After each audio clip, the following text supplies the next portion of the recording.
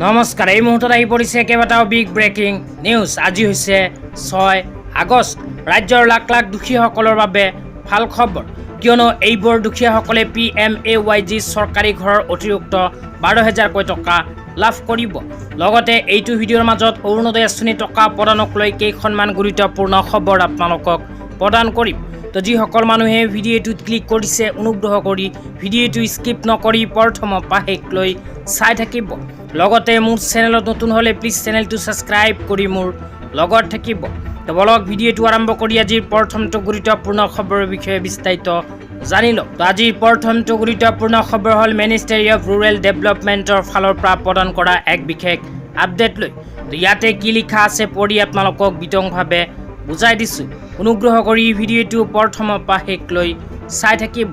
তো ইয়াতে লিখা আছে, under the Pradhan Mantri Awas Yojana Gramin the beneficiary is provided with a unit assistance of 1.30 lakh for the construction of houses in hilly state, eastern state and remote areas.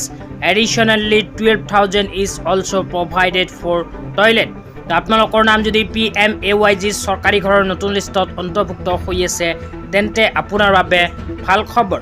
তাৰপিছত আপোনালোকে mobile স্ক্ৰীনত চাব পাৰিছে এনেকুৱা আৰু এক বিশেষ আপডেট প্ৰদান কৰিছে।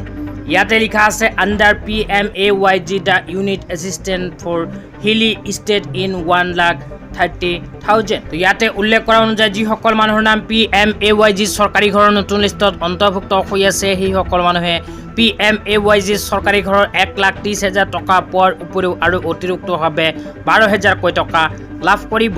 ভাৰত চৰকাৰে চৰকাৰী ঘৰ পোৱা সকলৰ বাবে অতিৰিক্তভাৱে 12,000কৈ টকা প্ৰদান কৰিব। আপোনালোকৰ নাম যদি চৰকাৰী ঘৰৰ নতুন লিষ্টত অন্তৰ্ভুক্ত হৈ আছে তেন্তে 12,000কৈ টকা অতিৰিক্তভাৱে টয়লেট বনাবলৈ লাভ কৰিব। এতিয়া আপোনালোকক দিব ওলাইছোঁ আজি দ্বিতীয়টো খুবেই গুৰুত্বপূৰ্ণ খবৰ। আজি দ্বিতীয়টো গুৰুত্বপূৰ্ণ খবৰ হ'ল অৰুণোদয় আঁচনিলৈ। যিসকল মহিলাৰ নাম অৰুণোদয় আঁচনিত অন্তৰ্ভুক্ত হৈ আছে সেইসকল মহিলাৰ বাবে অসম চৰকাৰে যোৱা 1 আগষ্ট তাৰিখৰ পৰা মুকলি কৰিছে অৰুণোদয় আঁচনিৰ প্ৰথম কিস্তিৰ ধন। অসম চৰকাৰে যোৱা 1 আগষ্ট তাৰিখত অৰুণোদয় আঁচনিৰ 2,500 টকা আৰু 1,100 টকা ৰিলিজ কৰিছে। আপোনালোকৰ নাম যদি অৰুণোদয় আঁচনিত অন্তৰ্ভুক্ত হৈ আছে তেন্তে নিজৰ বেংক একাউণ্ট চেক কৰক, আপোনাৰ বেংক একাউণ্টত সোমাই গৈছে অৰুণোদয় আঁচনিৰ টকা।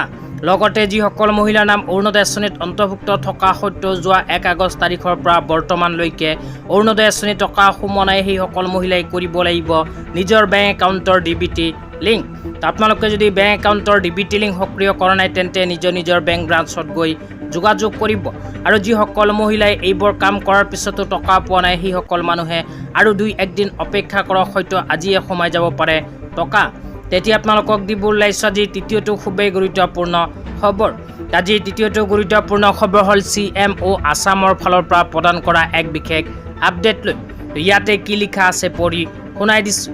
ইয়াতে লিখা আছে, মাননীয় মুখ্যমন্ত্ৰী ডক্টৰ হিমন্ত বিশ্ব শৰ্মাৰ নেতৃত্বত বানপীড়িত পৰিয়ালসমূহলৈ 15,000কৈ টকাৰ অন্তৰ্বৰ্তীকালীন আৰ্থিক সাহায্য প্ৰদান আৰম্ভ হৈছে। প্ৰথম পৰ্যায়ত 38,095টা পৰিয়াল এই সাহায্য লাভ কৰিছে। সৰ্বমুঠ 75,000ৰো অধিক পৰিয়াল ইয়াৰ আওতালৈ আহিব। ইয়াতে উল্লেখ কৰা অনুযায়ী অসমৰ মাননীয় মুখ্যমন্ত্ৰী ডাঙৰীয়াই বানপানীৰ বাবে বানপানী পীড়িত পৰিয়ালসমূহলৈ 15,000কৈ টকাৰ আৰ্থিক সাহায্য প্ৰদানৰ ঘোষণা কৰিছে। ইতিমধ্যে প্ৰথম পৰ্যায়ত 38,095টা পৰিয়ালে লাভ কৰিছে 15,000কৈ টকা আৰু 2-1 দিনৰ ভিতৰতে বাকীখিনি লাভ কৰিব এই 15,000কৈ টকাৰ আৰ্থিক সাহায্য। আজি ইমানেই। ভিডিঅ'টো চাই কেনে পালে নিশ্চয় জনাই দিব।